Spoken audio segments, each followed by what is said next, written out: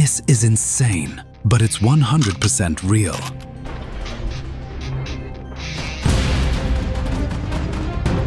Modern gun companies keep pumping out new upgrades. But here's the problem. Most of them can't outshoot the weapons our grandfathers carried into World War II.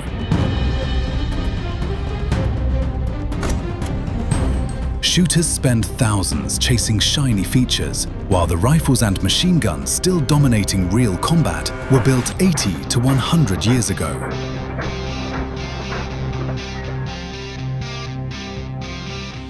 If you pick the wrong firearm, you're trusting marketing over battlefield truth. Today, we cut the hype in half and reveal the top 10 World War II guns that still outperform modern designs.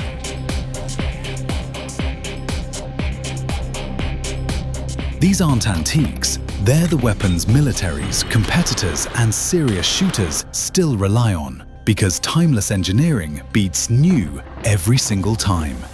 Let's dive into the legends that refuse to retire.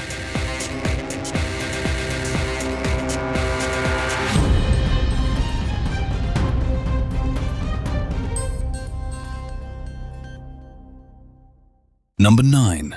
M1 Carbine, 6 million rifles. That's how many M1 carbines rolled off American production lines during World War II. More than any other US small arm, except the Garand. Inland manufacturing alone built 2.6 million, with companies like IBM and Rockola, yes, the jukebox maker, joining the effort. This wasn't a primary battle rifle. It was designed for troops who needed more punch than a pistol, but couldn't lug a full-size Garand. Paratroopers, tankers, radio operators. The specs tell the story. At just 5.2 pounds unloaded, with an 18-inch barrel, it's a featherweight. Chambered in .30 carbine, it drives a 110-grain bullet at 1,990 feet per second from a 15-round detachable magazine. Revolutionary capacity for its time. The gas-operated action cycles fast, and the carbine measures just 35.6 inches overall. Sure, the .30 carbine cartridge won't penetrate body armor or reach out past 300 yards effectively. But here's why it dominates today. That light recoil and handy size make it perfect for ranch defense, truck guns, and cowboy action shooting. Modern manufacturers like Auto Ordnance still produce them because shooters recognize what paratroopers knew in 1944. Sometimes portability matters more than stopping power. It's not about replacing modern rifles. It's about filling a niche that, 8 decades later, still exists. Number 8. MG42, Hitler's buzzsaw. That's what Allied troops called it, and one burst told you why. 1,200 rounds per minute, that's 20 bullets every single second. The sound was so alien, so terrifyingly fast compared to the Browning's 600 rounds per minute, that GIs could identify it instantly across a battlefield. The Germans called it Knochensager. The bone saw. Chambered in 7.9 by 5.7mm Mauser, this beast featured a 21-inch barrel, weighed 25.5 pounds, and stretched 48 inches long. But the genius was in the engineering. Stamped steel construction instead of machined parts meant Germany could crank them out faster and cheaper than any machined weapon. The recoil-operated, roller-locked action was so advanced that it influenced virtually every modern machine gun design that followed. And here's the kicker, it still dominates today, just under a different name. The MG3, chambered in 7.9 by 5.7mm NATO, is essentially a modernized MG42 that serves with Germany's Bundeswehr and dozens of other militaries right now. Turkey, Pakistan, Spain, they all field this design. Some MG3s use heavier bolts to slow the rate of fire to a more manageable 800 to 950 rounds per minute. But that iconic action is pure 1942. When modern engineers tried to improve on it, they realized Mauser's team had already nailed perfection. You don't fix what dominates. But if Germany engineered for maximum firepower, America engineered for something different. Reliability at any cost. Number 7. Mosin Nagant 9130, 37 million rifles. The Soviet Union didn't just build the Mosin Nagant, they mass-produced history. When Finnish sniper Simo Heiha racked up over 500 confirmed kills during the Winter War, he used a Mosin. When Soviet snipers defended Stalingrad, they trusted the 9130 with PU scopes. This wasn't a precision instrument. It was a brutal, unbreakable tool. The 9130 fires 7.62 by 54mm R, one of the most powerful service cartridges of World War II, delivering comparable energy to modern .308 Winchester. With a 29-inch barrel, the rifle weighs 8.8 pounds and stretches over 4 feet long. That excessive barrel length gives you serious velocity and effective accuracy past 500 meters with nothing but iron sights. The bolt-action design is robust to the point of being agricultural, built to function in Siberian winters, where more delicate rifles froze solid. Surplus Mosins flooded the American market for decades at rock-bottom prices, introducing an entire generation of shooters to centerfire rifle shooting. Finnish defense forces used them into the 2000s. Today, they're workhorses at long-range shooting courses, proving that when Soviet engineers prioritized function over comfort, they created something that refuses to quit. You won't outshoot a modern precision rifle with one, but you'll hit what you aim at, and it'll still be working when fancier guns have failed. Number 6. Mauser 98K. The Carabiner 98 Kurz, the short carbine that wasn't particularly short. At 43.6 inches and just under 8 pounds, it was the standard battle rifle of the Wehrmacht from 1935 through 1945. Every German soldier from North Africa to the Eastern Front carried one. Chambered in 8mm Mauser, the K98K featured a 23.6-inch barrel and a 5-round internal magazine, fed via stripper clips. The controlled feed bolt action, refined over decades of Mauser engineering, set the standard that modern bolt actions still follow. This was Teutonic craftsmanship at its peak. Hand-fitted wood stocks, machined steel receivers, and that buttery-smooth bolt throw made the K98K accurate out to 500 yards in trained hands. With a ZF-41 or ZF-42 scope, it became a deadly sniper platform. The Germans understood something. When you can't outproduce your enemies, you outshoot them. And collectors today understand its value. Original matching numbers K98Ks in good condition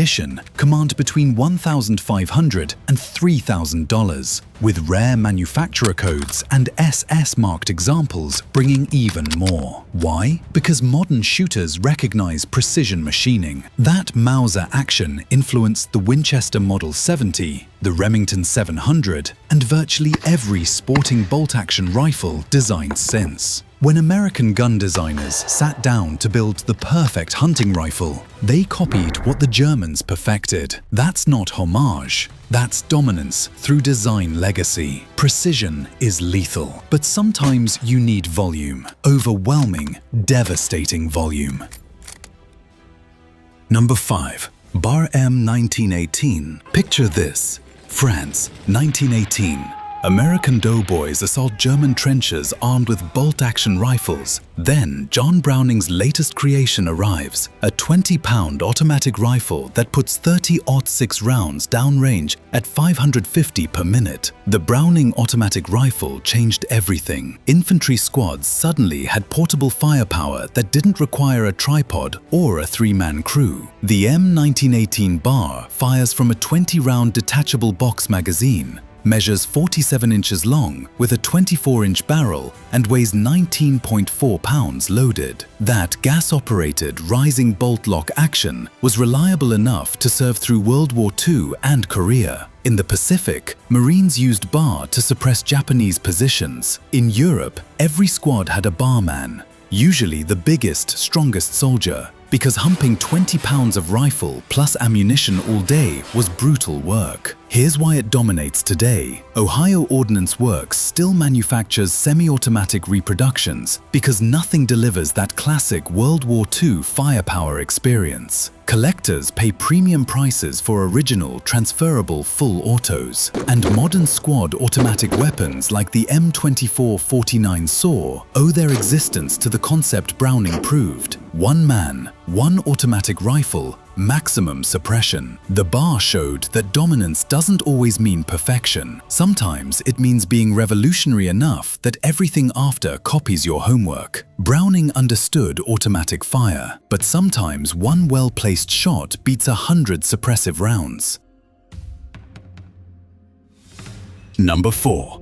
Thompson M1A1, the Tommy gun, the Chicago typewriter, the trench broom. Call it what you want. American troops called it salvation. When Marines stormed Pacific Islands, many carried Thompsons. When paratroopers jumped into Normandy, Thompsons went with them. This wasn't the gangster's 1928 model with the drum magazine and finned barrel. The military's M1 and M1A1, simplified for mass production, stripped away the blish lock and compensator, used only stick magazines, and put the charging handle on the side. The M1A1 fires 45 ACP. Big, slow, heavy bullets designed to drop a target with authority. At 700 to 800 rounds per minute from a 30-round magazine, it gave squad leaders and scouts devastating close-range firepower. Weight? Just over 10 pounds. Length? About 32 inches. That straight blowback action was simple, reliable, and brutally effective at room-clearing distances. Here's the truth about modern relevance. Auto Ordnance still manufactures semi-automatic versions because shooters love the history and the 45 ACP's knockdown reputation. The platform proved that submachine guns could win battles. A lesson that influenced the entire Cold War small arms race. And in an era of polymer pistol-caliber carbines, the Thompson stands as a reminder that weight and wood stocks aren't weaknesses when the mission is stopping power at close quarters. It dominated Pacific jungles in 1943. It dominates collector markets today. Close quarters devastation defined the Thompson, but our next rifle redefined what infantry could achieve at range. Number 3. M1 Garand. General Patton called it the greatest battle implement ever devised. When the M1 Garand landed on Normandy's beaches, American infantry carried something no other army had: semi-automatic firepower, while enemies worked bolt actions. 8 rounds of 30-06 in an en-bloc clip, gas-operated action, and a 24-inch barrel made this the most advanced standard-issue rifle of World War II. The numbers: 9.5 pounds, 43.5 inches overall, effective range of 500 yards, and approximately 40 to 50 aimed rounds per minute. That gas-operated rotating bolt system was so reliable that Garands functioned in North African sand, European mud, and Pacific humidity. The 30-06 cartridge delivered serious energy downrange, enough to defeat cover and reach distant targets. The civilian marksmanship program still runs Garand matches at Camp Perry, drawing hundreds of competitors annually. Surplus Garands introduced generations of American shooters to military rifles. And when modern designers built the M14, they started with Garand's action. That semi-automatic firepower advantage won firefights across Europe and the Pacific. In 2025, CMP competitors prove it's still a shooter. Sub-MOA groups aren't uncommon with good ammunition and a well-maintained rifle. The Garand didn't just serve, it dominated, and it refuses to retire from the range. American riflemen had the Garand. But what did American officers and soldiers who couldn't carry a rifle need? A pistol that hit like a hammer.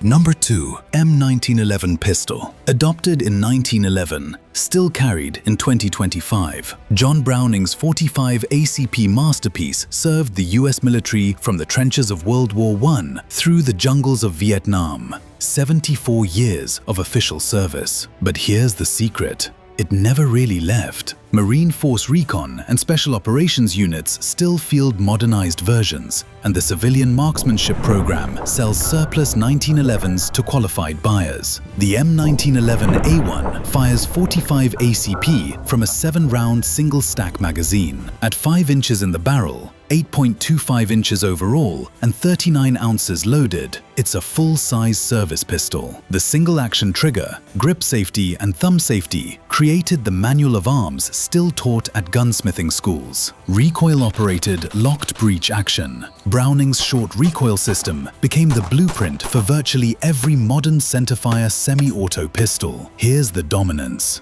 IDPA has dedicated divisions for 1911s. USPSA single stack is essentially 1911 nationals. Custom 1911 builders thrive because competitive shooters and concealed carriers still trust the platform. The 1911 proved that a century-old design can still win matches, stop threats, and inspire an entire industry of improvements. Modern militaries may have moved to double-stack 9mm for capacity, but ask serious pistol shooters what defines a perfect trigger. They'll describe a tuned 1911. That's not nostalgia. That's dominance through design excellence. Perfect pistol triggers matter in competition, but when you need to reach out beyond rifle range and punch through cover, there's only one answer. Number 1. M2 Browning 50 caliber, 1933. That's when the M2 Browning entered US military service. It's now 2025, 92 years. The same basic design still arms American Humvees, Strykers, helicopters, naval vessels, and armored vehicles in combat zones worldwide. And it's not just the US. NATO allies, Middle Eastern militaries, and nations across the globe field it. When you see the M2 still in frontline service nearly a century after its introduction, you're witnessing engineering perfection. The M2 fires 50 BMG, Browning machine gun cartridge. Each round delivers devastating energy at ranges exceeding 1,800 meters. Rate of fire, 450 to 600 rounds per minute. Weight, 84 pounds for the gun, 44 more for the tripod. The recoil-operated, belt-fed system is so robust that one M2, serial number 324, was discovered still in service after 87 years of active duty before being retired. Why has no replacement succeeded? Because the M2 does what modern weapons can't: deliver reliable,